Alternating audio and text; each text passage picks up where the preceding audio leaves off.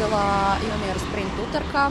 Bilo je dosta dobrih borbi, pogotovo što se tiče i prvog mjesta, a i ovog trećeg i četvrtog. Danas je bilo super i bilo je odlično za voziti, pa ja mislim da su jako dobro organizirali. Bilo je dobro, u prvoj utrci sam bio u kvalifikacijama 5. a u utrci sam bio 1. Staza je ok, brza, ima dobrih zavoja i to je to. Today was good, it was good racing and we had fun.